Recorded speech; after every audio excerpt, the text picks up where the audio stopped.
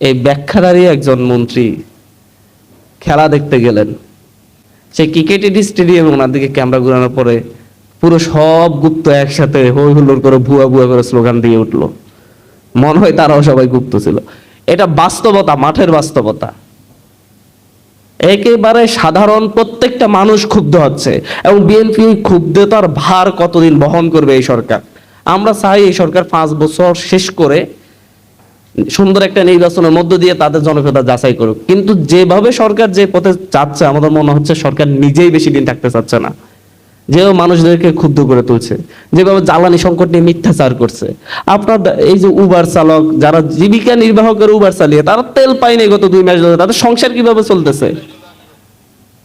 এই সংসার কি হচ্ছে সরকারের সেই ফ্যামিলি কার্ড দিয়ে চলতেছে, কৃষি কার্ড দিয়ে চলতেছে?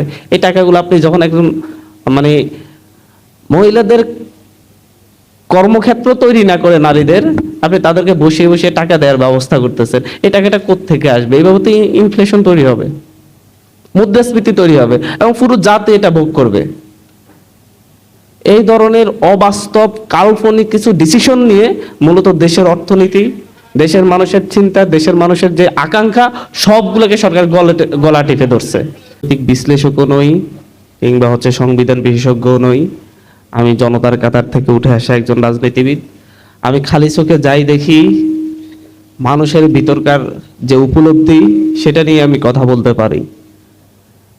দীর্ঘদিন ধরে আমরা যারা একেবারে তৃণমূল থেকে, একেবারে মাটি থেকে উঠে এসেছি, যারা একেবারে মানুষের সংস্পর্শে থেকে উঠে এসেছি, সেই মানুষগুলা বলতে আমি বুঝাচ্ছি যে শুধুমাত্র 10 তলা ভবন কিংবা 15 তলা ভবনে থাকা লোকজনকে না, একেবারে গ্রামের খেটে খাওয়া মানুষের সংস্পর্শ থেকে উঠে আসা।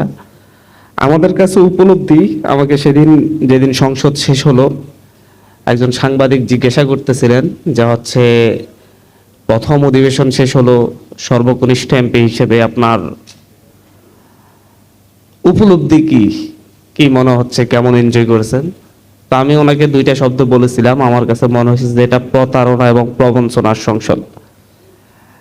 একবারে সংসদের শেষ দিন, প্রথম অধিবেশনের শেষ দিন যখন বের হয়ে আসি, আমি অঙ্ক মিলাতে গিয়ে আমি চিন্তা করি যে আসলে কি পেলাম, কি চিন্তা করে এই সংসদে আসলাম।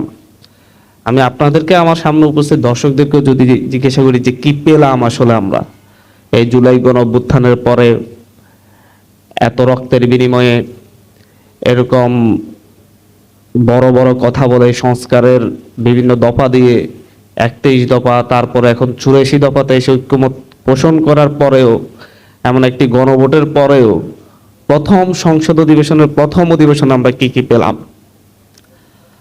আমরা পেলাম একটা বিশেষ মুহূর্তে সরকারকে যখন রাষ্ট্র পরিচালনার স্বার্থে কিছু অধ্যাদেশ জারি করতে হয়েছিল, নিজেকে একটু শক্তিশালী করার জন্য রাষ্ট্র পরিচালনার স্বার্থে, কিন্তু নির্বাচিত সরকার এসে সেই অধ্যাদেশগুলাকেই, যেগুলা তাদের ক্ষমতাকে আরো শক্তিশালী করবে, সরকারি দলকে আরো বেশি ইম্পাওয়ার্ড করবে, সেই অধ্যাদেশগুলাকে বিলে রূপান্তর করলো, বিল এনে আইনে রূপান্তর করলো। তোর মধ্যে একটা আইন ছিল স্থানীয় সরকার ব্যবস্থা সংশোধন আইন বা বিল 2026।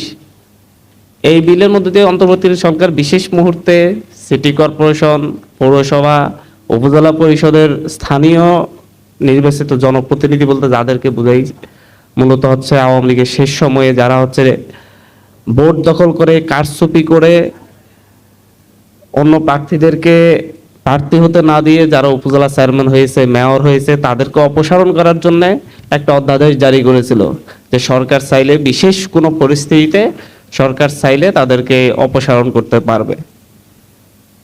এখন বর্তমান নির্বাচিত সরকার তো মনে হলো যে একটা মধু পেয়ে গেল, আমি চাইলে যে কাউকে অপসারণ একটা সুযোগ আছে, সো আমি এটাকে আইনে রূপান্তর করি, বা এটাকে আইনে রূপান্তর করে নিলেন।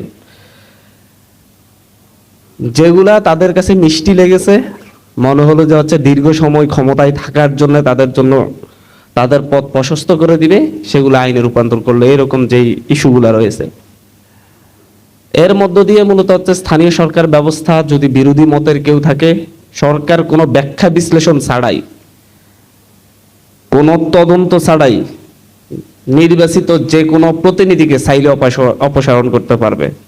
মনে করেন বিরোধী দল থেকে কেউ মেয়র হলো, কেউ উপজেলা চেয়ারম্যান হলো, সরকার মনে করলো তার দলের জন্য ক্ষতিকর, সরকারি দল যদি মনে করে তার রাজনীতির জন্য ক্ষতি হচ্ছে, এখানে সে একজন নিজস্ব ব্যক্তিকে বসাবে, মানে একজন প্রশাসক বসাবে, তখন সে চাইলে নির্বাচিত প্রতিনিধিকে সরিয়ে দিয়ে নিজের পছন্দের ব্যক্তিকে বসাতে পারবে, এরকম একটা আইনে রূপান্তর করে নিল।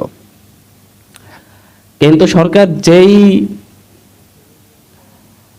সংস্কারগুলা, যে অধ্যাদেশগুলো অন্তর্বর্তীকালীন সরকারের আমলে যে অধ্যাদেশগুলো দেওয়া হয়েছে, সেই অধ্যাদেশগুলো যেগুলা সরকারকে জবাবদিহিতার আওতায় আনতো, সেই অধ্যাদেশগুলোকে সরকার বাতিল করে দিয়েছে, ল্যাপস করে দিয়েছে। বলে রাখি, এই যে ল্যাপস করা, সেটাও কিন্তু প্রথম সংসদে গিয়ে জেনেছি। তা আমি একেবারে এই কথাটাই বলতেছি, মাটির মানুষ, মাটি থেকে উঠে এসে আমাদের যে উপলব্ধি, আমরা পুলিশি রাষ্ট্র, আমি সেই যখন আমার বয়স 10-11 বছর 12 বছর, তখন থেকে বিএনপি নেতাদের মুখে পুলিশি রাষ্ট্র, পুলিশি রাষ্ট্র, পুলিশি রাষ্ট্র এই শব্দটা শুনতে শুনতে শুনতে শুনতে 2024 পর্যন্ত পার করেছি। এমনকি 2025-26-এও আমি নির্বাচনের আগ পর্যন্ত পুলিশি রাষ্ট্র শব্দটা শুনেছি বিএনপি নেতাদের মুখ থেকে, একেবারে সেটা বিএনপি শীর্ষ পর্যায়ের নেতাদের মুখ থেকে।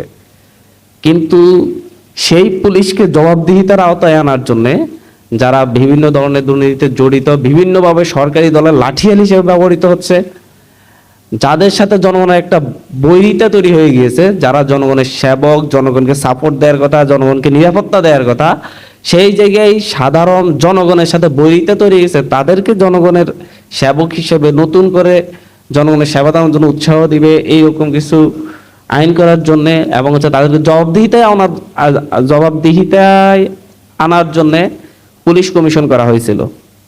সেই পুলিশ কমিশন নিয়েই কিন্তু হচ্ছে আমাদের এই সংস্কার কমিটি যারা ছিল, যারা হচ্ছে ঐক্যমত কমিশন অংশগ্রহণ করেছিল, তাদের কিছু কিছু জায়গায় দ্বিমত ছিল যে পুলিশ কমিশন কিভাবে গঠিত হবে, মেম্বাররা কিভাবে সিলেক্টেড হবে। সেই জায়গায়ও তখন মূলত বিএনপি যেভাবে মোটামুটি প্রপোজাল দিয়েছিল, সেই রকম ভাবে মোটামুটি পুলিশ কমিশনটার ব্যাপারে সুপারিশ করা হয়েছিল এবং সেভাবেই পুলিশ কমিশন গঠন করা হয়েছিল। আমরা সেখানে বিরোধিতা করছিলাম, বলছিলাম যে পুলিশ কমিশন এইভাবে না হয়ে এভাবে হলে আরো শক্তিশালী হতো।